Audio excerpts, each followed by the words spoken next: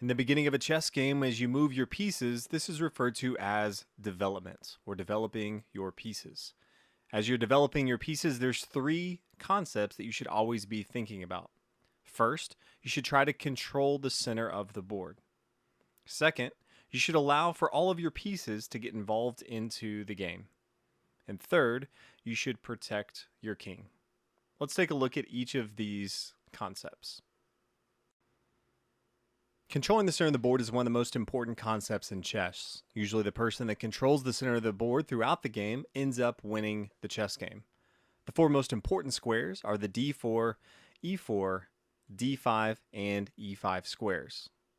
Second to that would be all of the squares surrounding those central squares. When you're thinking about where to move your pieces early in a chess game, think about how you can control the center of the board.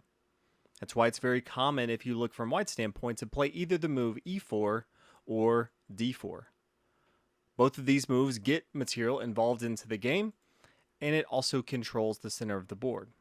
Let's take a look at the move e4 here. This immediately controls the square here on d5 as well as f5. It gets material, controls the center of the board. Black may respond to this by playing the same move with e5. From Black's standpoint, this pawn is now developed, and it controls the square here on d4 as well as f4. From here, White may play the move knight to f3. This is another developed piece for White, and you can see that White's starting to control the center of the board. These two pieces here are doing a good job of controlling many of the central squares. The pawn here on e4 is still controlling the d5 and the f5 square.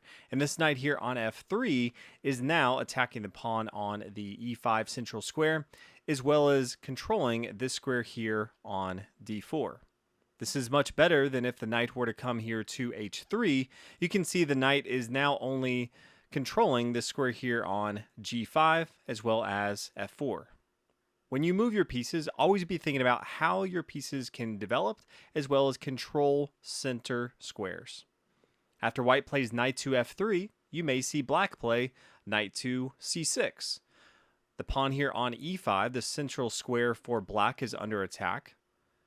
The pawn here on e5 is doing a good job of controlling the f4 and the d4 square. And the knight here on c6 now defends the central pawn here on e5, as well as controls this square here on d4. Even if you see your opponent's not trying to control the center of the board, you should always be looking to develop and control the center. You may start with the move e4 and see a move a6. This pawn here on a6 is not controlling any of the central squares, and this is a mistake by Black. White should look to take advantage and push forward with d4. You can now see that these two pawns in the center of the board are really doing a good job of controlling all of these center squares. Now there's quite a few moves that Black may want to move to, but many of them are cut off. They may now decide that they wanted to play e5, but you can see that this square is being attacked and controlled by this pawn here on d4.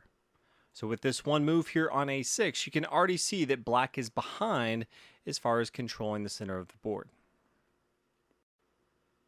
The next concept when developing your pieces is to always allow for all of your pieces to get involved into the game. Now this will go alongside the first concept of controlling the center of the board. Let's go back to our first move from White, and let's say White starts with the move e4. We already talked about this pawn is controlling these central squares here on d5 and f5, but it also does some additional things. First, you can see that the knight here on g1 can develop to f3 as the next move. But this pawn here on e4 now opens up for this light square bishop to get involved into the game. You always want to get more pieces involved into the game. So now on White's next move, the bishop can come to d3, c4, b5, lots of different options to get the bishop involved into the game. The queen here on d1 can also activate and get involved into the game if White wants to. Now let's take a look how the first two concepts work together. White starts out with the move e4, and black responds with e6. White continues to push forward with the move d4, and black plays d6. Now, on the surface, it looks like both sides are controlling the center of the board, and they are. These four central squares are both being controlled by both sets of pawns. The main difference is, if you look from White's standpoint, this light square bishop can freely come outside the pawn chain and get involved into the game. This queen can freely get involved into the game. This bishop here on c1 can get involved into the game. If you look from Black's standpoint, although the queen can get involved into the game, this bishop here on c8, it is blocked by the pawn, and this bishop here on f8 is blocked by this pawn here on d6. So, in this position, White is much better because White controls the center of the board and also allows for other pieces to get involved into the game much better than Black is. If we go back to a previous example, after White plays the move e4 and Black plays a6, you can see that White has lots of options to develop pieces. Let's say instead of knight to f3, the bishop comes to c4. This is adding another attacker and controller of the center squares. This bishop and pawn are both attacking and controlling this d5 square. This pawn is controlling this f5 square. And this bishop just happens to be attacking this b5 square, but also is attacking this long light square diagonal.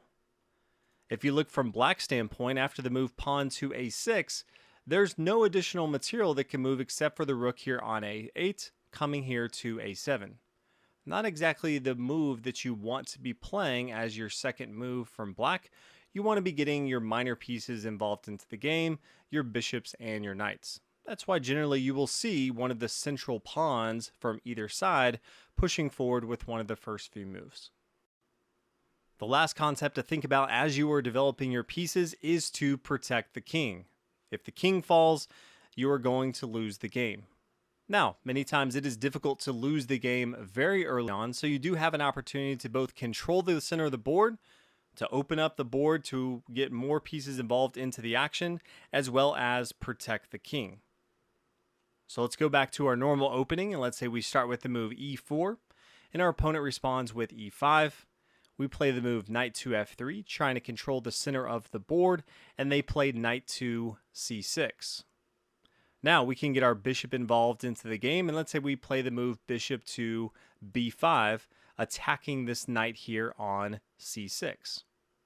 This opens up for the king to castle on the king side in the next move. And castling is one of the best ways to protect the king. It gets it out of the center of the board. Remember, both sides are looking to control the center of the board. So if your king is in the center, it is a prime target as your opponent is attacking and putting all the material in the center of the board. It also will activate another one of your pieces. So let's say that Black plays the move pawn to d6. This knight's still protected by the pawn, so they may just want to solidify their pawn chain here on the dark squares, and White can play castle to the king side. King to g1, and the rook hops over here to f1. This does a couple things. The first one is this protects the king, but it also gets more material involved into the game. One of the struggles that both sides have in a chess game is getting the rook involved into the game. We can already see that to get the knight and the bishop involved, all we really have to do is push these central pawns and move those pieces. But to get the rooks involved, it does take some work. Castling is the easiest way to get one of your rooks involved into the game. Now, from White's standpoint, one of the next moves they can make is rook to e1. You want to get your rooks to the center of the board so they can support the material that you have that's already controlling the center of the board. Those are the three concepts as you're developing your pieces. Always look to control the center of the board. Always look to allow all your other pieces to get involved into the action as much as possible. And then third, you should make sure that you're protecting your king early and often.